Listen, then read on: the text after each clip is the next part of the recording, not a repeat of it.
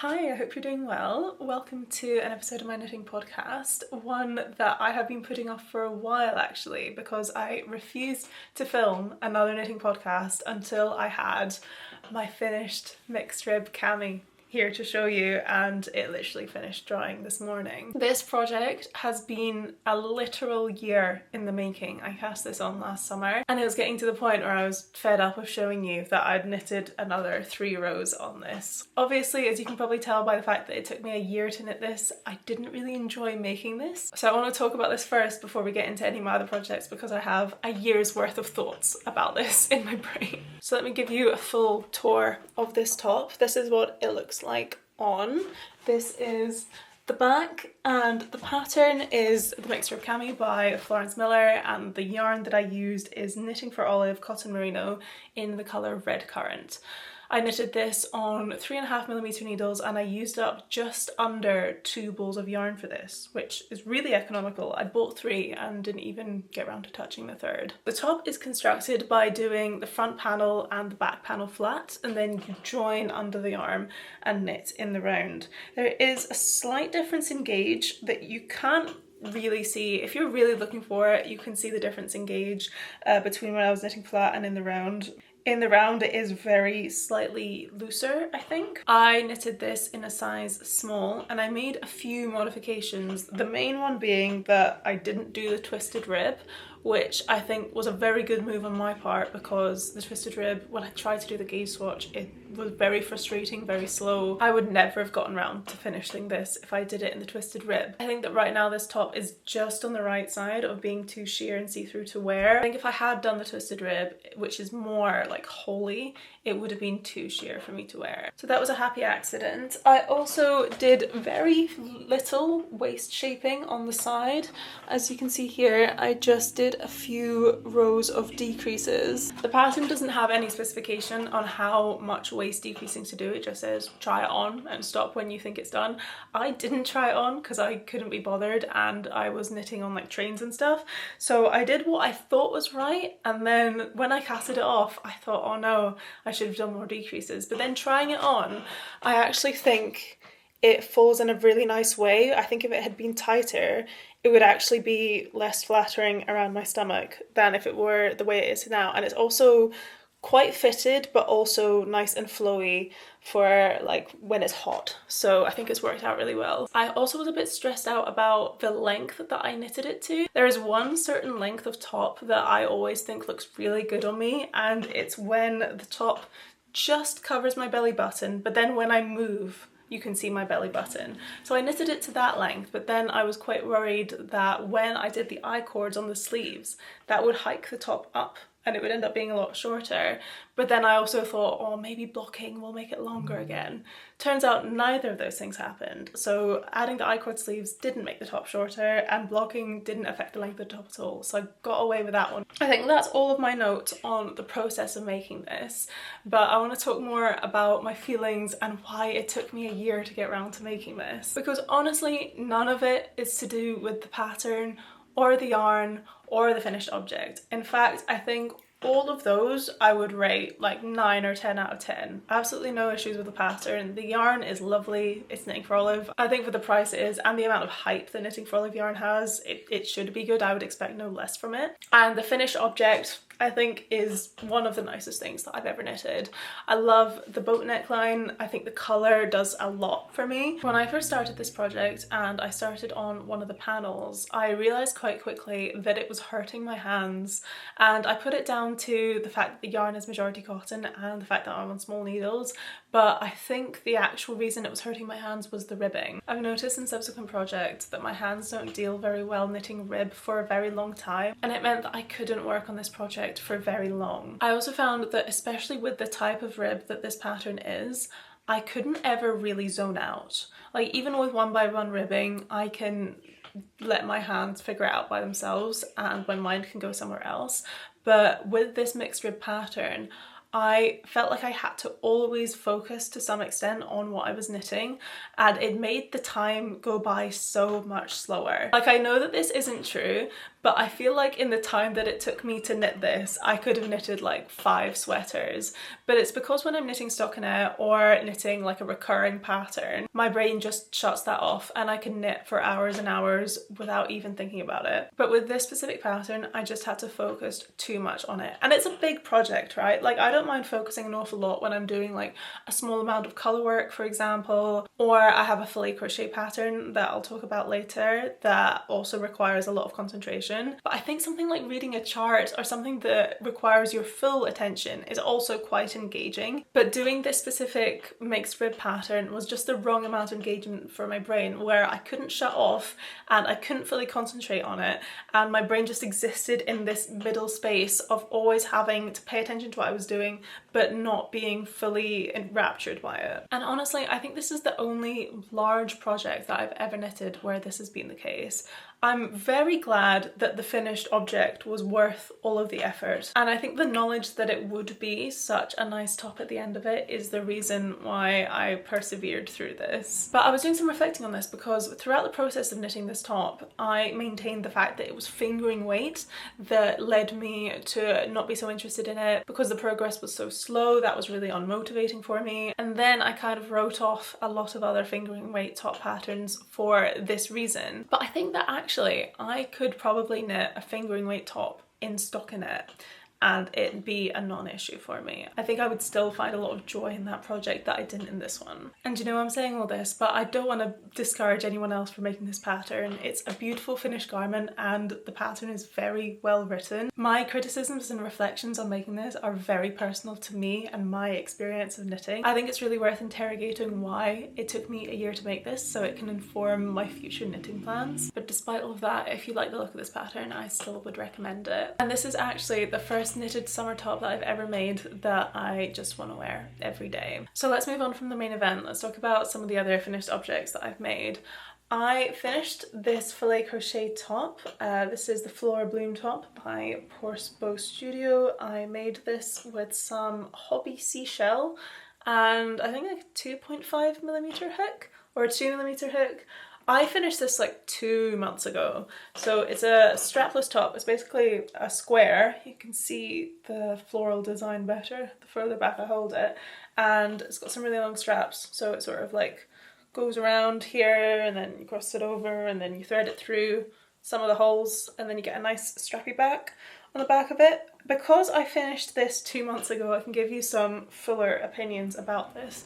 And my opinion is that while it is very pretty and it looks great for a photo, I haven't worn this more than once and I can't really see myself wearing this again. It is obviously quite a see-through top, so styling it is interesting. You have to figure out some sort of wardrobe solution or lack of wardrobe solution to wear it with. But that isn't my major concern with it. The major thing that I have with this top, and I think this is not exclusive just to this pattern, and it's that these sorts of very long straps that crisscross and tie and thread through do a very bad job of keeping this top on my body.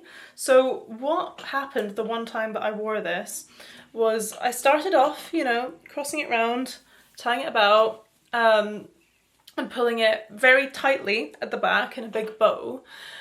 And over the course of the day, this just slowly got lower and lower, and the bottom of the strap got tighter and tighter. So it was squeezing me around my waist at the bottom while the top was getting lower and lower, and it was just threatening to become more of an apron than anything else.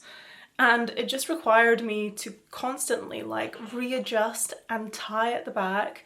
And I think maybe it's partly to do with the fact that this yarn is quite slippery and silky and nice. Hobby Seashell is a cotton linen viscose blend and it's very soft.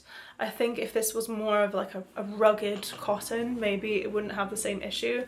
I think also if I had made specific like tiny holes for the tie straps to go through and not just use the big holes of the filet crochet, maybe that would have made it more secure as well. But I have such a zero tolerance of clothes that give me any grief while I wear them that I just haven't worn this again. Which again, good to know, because there are so many crochet tops that have this kind of strappy back structure that look beautiful, right? Like there's so many in my Instagram saved that are this kind of construction, and I'm just not gonna make any of them now. Like I think either a top will need to have a back, or potentially maybe like a halter at the top and then another tie at the back. Like there is a world in which I can adjust this for it to be wearable for me, and that would be to sew in a lining of the same colour as my skin,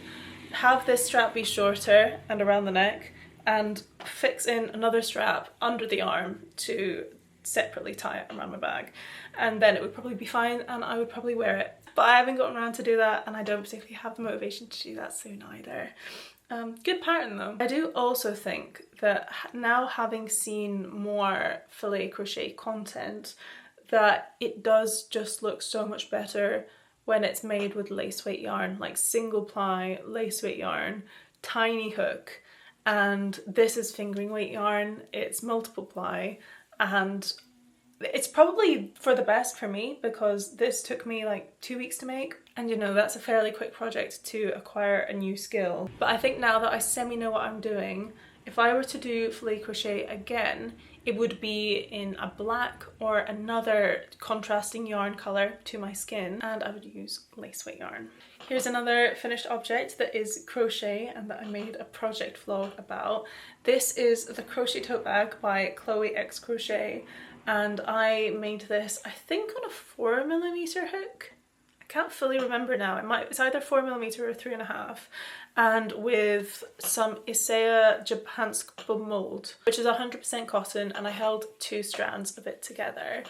This bag has a really nice, quite interesting stitch that creates all of these big V's in them. This pattern is really easy to follow. It came up quite quickly and it's a great size. It's got a more reinforced bottom to it, and I can also wear this crossbody if I want to. I do have a big problem with this project though, and it is the yarn choice. I was really excited about this yarn when I first found it. It feels like paper yarn. I think it is advertised as good for accessories, good for bags and hats and that sort of thing, but this can't hold anything heavy. It stretches so much when I put anything like remotely heavy in it. Even like my full coin purse, it just drags and completely loses its shape and doesn't look good anymore. So I've barely worn it. I think I've worn it like once or twice. It's really only good for carrying like a beach towel in it maybe. I do feel really let down by this yarn because I've heard that it's good for accessories and yet it's not good for a bag.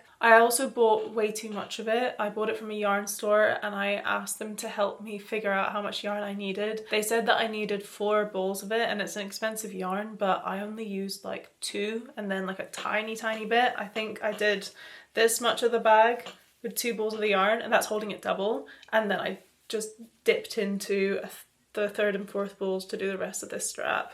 Realistically, I could have done the entire bag with 2 balls and saved myself like £15. And I think it's just such a shame because it's such a lovely shape of bag that if I had done it in jute or something that is like heavily structured, I would be using this a lot. But as it is, I'm not. This is my first bag that I've ever crocheted though, so lesson learned. And I think if I were to make another bag, I would just use the exact same pattern. I think that pattern is the nicest looking crochet bag pattern I've ever seen. The recommended yarn is also cotton though, so I don't know if like the sample also suffers from the same thing as mine, or if there's some cottons that are better than others. I was thinking that a lot of the stretch is in the strap and a lot of the deformation is in the strap, and maybe if I cut the strap off and then add like a leather strap just to the body of the bag, that could improve the shape somewhat. But again, I don't have the motivation to do that right now. I have one more finished object, not here with me to show you. I made a pair of socks for my dad. My last video, a little vlog, showed me making them. The pattern I used is the Quick and Easy Rib socks. I used 2 bowls of Drops Fiesta in the shade number 24. I spoke in that vlog like a few issues that I had with the pattern. The pattern is for the most part fine, it's free. There are a few errata that I think you can pick up. This is like the 3rd pair of socks I've ever knitted and I spotted them while I was making the sock. My dad likes them. He said the wool feels great, which is very good for me because I think it's like €2 a bowl. Both this yarn, Drops Fiesta, and the yarn I used for the last pair of socks I made, Drops Fable, come in some really nice variegated shades that are, I think, really subtle and make the sock look like it took a lot more effort than it did, which is great for a gift. Is that everything that I've made? I think that's all my finished objects. I do have a work in progress to share with you. I have 2 stagnant works in progress, my beanie clava and my star cutout crochet top. I haven't touched that since the last time I showed you it, but I do want to work on it quite soon. This is my current big whip. It's been sat in its project bag, so it's very crinkly. I did a project vlog about this cardigan, but I didn't call it a project vlog because I didn't finish the project, so I called it something like Knitting Around Europe. I knitted this in a week and it's like the majority of a cardigan. So I think in that vlog I had not yet finished this sleeve. I have since finished the sleeve. This pattern is the Zila cardigan by Feminite and it's one of these cool diagonal jumpers that I think are quite popular this year. So this is the length of the body. I think it's going to stretch quite a bit with blocking and all I've got left to do to finish this is make a second sleeve and the collar and the finishing around the diagonals, as well as add some hook and eye closures. This is knit on 5mm needles and I'm using a gorgeous yarn combination. This is my yarn combo here. So this is Drops Brushed Alpaca Silk in colour number 2 and this is Week Anti Yarns Kinross 4-ply in the shade Quartz. And these are the hook and eye closures that I plan on adding along the diagonal to close the cardigan. I have to say I thought this cardigan would be a bit more difficult to knit than it is just from the look of it, but I found the pattern very easy to follow, especially knitting the body. Like, you are knitting it flat, but all this diagonal takes are a few increases and decreases at the end of each row, so it is still a very mindless, nice stockinette project. I'm so excited for this one to be done. I actually knitted this sleeve in one day, so I've kind of deprioritized doing this because in my head I can finish it in a day if I just lock in. Probably like 2 or 3 days realistically. The day that I knitted this, I spent 3 hours on a train and then 6 hours on a flex bus, which really helps with project progress. I think this is going to be a great project once it's finished. I'm really hoping that the hook and eye closures aren't going to be too heavy because it is still a pretty lightweight fabric. I do have one more project I'm literally going to start today. Like, I'm looking at the big pile of wool that I have on my floor that I'm very glad is out of shot. But I did the gauge swatches last night and I want to just run something by you, right? So I'm going to knit the Petite Knit Olga sweater. I plan on making a whole project vlog about the progress of that if you are interested in seeing that. But my gauge is so off. Has anyone else knitted this? Has anyone else had this issue? So it's meant to be knitted on 4mm needles with DK weight yarn, like Sadness Yarn Pure Gint. Pretty thick DK yarn. I've never worked with it, but it seems thick when I've seen it. They want the gauge to be 20 stitches by 30 rows. I'm using thinner yarns than the recommended yarns and I'm way off. I did another gauge swatch sizing my needles down one size to 3.5mm and it's still too big and I don't want to make a sweater on 3mm needles. I don't want to do that. That doesn't sound fun. And I guess I'm just really confused by that gauge because I do tend to hit gauge on most patterns. So like, is it me?